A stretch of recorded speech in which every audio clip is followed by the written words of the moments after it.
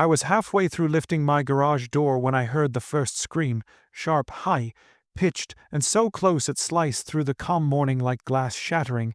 At first, I thought a kid had tripped on a scooter or maybe someone's dog ran off. But then came the words that froze my hands in midair. "That's my car. He stole my new car. Someone call 911. The voice belonged to Karen, the Karen of our HOA, recognizable anywhere, the kind of voice that could make flowers wilt. Before we dive in, comment which country you're watching from, because this is about to get unreal. I blinked, confused, staring at my own silver sedan, sitting exactly where it always sits inside my garage, under the same flickering light that's been there since we moved in. The morning smelled like cut grass, warm asphalt, and trouble. I slowly stepped back, my fingers still hooked on the handle, and turned toward her. Karen was charging toward my driveway with the determination of a mall security guard who'd found their life's purpose. Her phone was clamped to her ear, lipstick crooked, hair bouncing like she'd sprinted out of a salon mid-appointment. "Yes, operator, he's doing ID right now," she screeched. "He stole my brand new BMW. It's in his garage." My mouth dropped open because I'd never seen this woman run, let alone accuse me of grand theft auto before breakfast. I glanced at my car, then back at her, then at the slow gathering crowd of neighbors drawn out by her siren, level yelling. My heart thumped like someone had knocked on my ribs from the inside. I walked down the driveway, palms up, voice steady. "Karen, what are you talking about? This is my car." But she jabbed a trembling finger at me like she had just uncovered a cartel operation. "Don't lie. I just bought the same model and color, and now it's gone, and you have it." Her voice cracked into a theatrical gasp. I felt a flush of anger rise, but behind it a sharper sting of disbelief. She actually thought I had broken into her garage, stolen her car, and parked it in my own house like some kind of trophy. "Karen," I tried again, quieter. "I've owned this car for 4 years," but she wasn't listening. Her eyes were wide, glossy, and dotting around as though she expected backup to jump out of the bushes. The neighbors were whispering now, hushed, electric murmurs flickering through the air. "What's happening? Is that really her car? He doesn't seem like the type." And even though logic said they were ridiculous questions, the doubt in their faces burned. The weight of being accused, really accused, settled in my chest heavier than I expected. Karen pressed her phone harder against her ear. "Yes, officer, he's right here. He's opening the garage now. Yes, I feel threatened. Yes, I want to press charges." She glared at me, eyes narrowed into slits, like she'd already won whatever twisted game she thought she was playing. I took a slow breath, smelling the sharp tang of gasoline mixed with morning air, and forced myself to keep my voice even. "Karen, no one stole your car. Have you even checked your driveway?" She scoffed so loudly a few neighbors flinched. "I know where my car is supposed to be, and it's not there," she shouted. I swallowed hard because something felt off beyond her usual dramatics. Her panic looked too real, too frantic. And as she stepped closer, practically shaking with adrenaline, I found myself wondering what she was hiding behind all that chaos, because this wasn't just about a car. It felt like the beginning of something much bigger and far more dangerous. The sirens arrived faster than I expected, slicing through the air with flashing red and blue reflections dancing across the houses. Karen's face lit up with triumph like she'd summoned divine justice herself. She waved at the police cruiser with both arms, yelling, "Officers, over here. He's trying to close the garage." Even though I was standing perfectly still, nowhere near the door. The officers stepped out, 2 of them, hands resting casually near their belts, scanning the scene with the kind of weary patience of people used to overreactions. My heart pounded loud enough to feel in my fingertips, but I kept my hands visible, steady.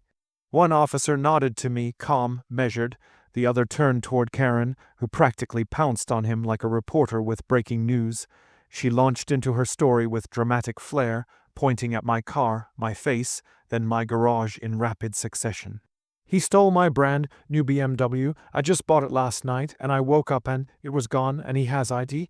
Her voice cracked like she expected applause. The more she talked, the more frantic she became, hands flailing, breath uneven. Something inside me twisted uncomfortably. It wasn't just delusion, there was desperation. The officers exchanged a quick glance, one eyebrow raised. "Ma'am," the taller officer asked, "do you have proof the vehicle is yours? Registration, VIN, anything?" Karen sputtered. It looks like mine, isn't that enough?" The murmurs from the neighbors grew louder, a swarm of buzzing whispers. I stepped forward just enough to be heard. "Officers, you're welcome to check the VIN. It's registered to me." My voice shook, but controlled. The shorter officer nodded and approached my car. Karen bolted after him like he was about to crack open a vault of secrets. "No, I know what I saw," she shrieked. The officer ignored her, leaning into the windshield, jotting down the VIN, while Karen paced behind him like a malfunctioning alarm system. Sweat glistened on her forehead despite the cool breeze. The neighbors edged closer, forming a loose semicircle around the scene, eyes snapping between us like a live courtroom drama unfolding right in their cul-de-sac. When the officer returned, his expression was steady but firm. "Ma'am, the vehicle belongs to him, registered for several years, same address." Karen froze, her mouth opened, closed, then opened again like her brain had hit a blue screen error. "No, no, you don't understand," she yelled. Her voice broke, cracking somewhere between rage and panic. The officers exchanged another look, concern flickering now instead of annoyance. Karen clutched her chest like she'd been personally betrayed by the DMV. My calm, I knew Carrot's gone, and someone took it for real. Her breathing quickened. Her hands trembled so violently she dropped her phone, letting it clatter on the asphalt. The taller officer softened his tone. "Ma'am, we can take a report, but accusing someone of a felony without evidence is serious." She stiffened. "I had evidence," she hissed, but the conviction was leaking from her voice like air from a punctured tire. Something else was hidden behind her eyes, a sharp flicker of fear, not of being wrong, but of being caught. The shorter officer bent down to pick up her phone, then paused. "Ma'am," he asked slowly, "were you the actual purchaser of the car, or was someone else involved?" Karen's entire body went rigid, and in that instant, one heartbeat, one breath, I knew something was unraveling, something much bigger than a mistaken identity or a stolen vehicle misunderstanding. The truth was clawing its way to the surface, and Karen was terrified. Karen's reaction was immediate, too immediate. She stumbled backward, eyes darting wildly like a cornered animal. "Oh, why does that matter?" she stammered. The officers straightened, suddenly alert. The taller one stepped toward her, voice calm but edged with authority. "Because, ma'am, your story doesn't add up, and right now, we're trying to determine whether a crime was committed, and by whom." Karen's breathing grew shallow. She rubbed her arms, shaking her head so hard her earrings swung like pendulums. "No, I didn't. This isn't."